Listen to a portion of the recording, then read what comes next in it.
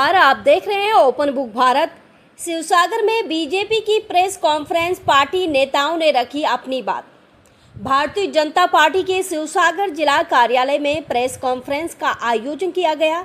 इस दौरान बीजेपी शिवसागर जिले के प्रभारी लक्ष्य कुंवर, नाजुरा विधानसभा क्षेत्र के विधायक मयूर बरगोहाई, सोनारी विधानसभा क्षेत्र के विधायक धर्मेश्वर कुंवर और महामरा विधानसभा क्षेत्र के विधायक सुरूज दिहिंगिया मौजूद रहे। प्रेस कॉन्फ्रेंस में पार्टी नेताओं ने विभिन्न मुद्दों पर मीडिया से बातचीत की और पार्टी की गतिविधियों एवं आगामी योजनाओं को लेकर अपनी बात रखी। शिवसागर से अपर्णा भराली की खास रिपोर्ट। भारतीय जनता पार्टी शिवसागर जिला कार्यालय विशेष संबादमेलলৈ आह्वान जनाइছোঁ। रातिर এই সংবাদমেলত সম্বোধন কৰিব ভাৰতীয় জনতা পাৰ্টিৰ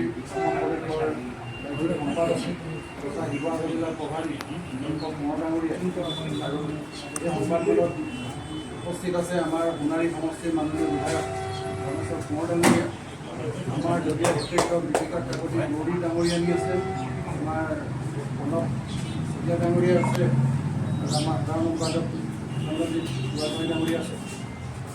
তো এই সংবাদমেলৰ বিতং বিষয়খিনি আমাৰ অশোকৰ ডাঙৰীয়াই আপোনালোকৰ নমস্কাৰ।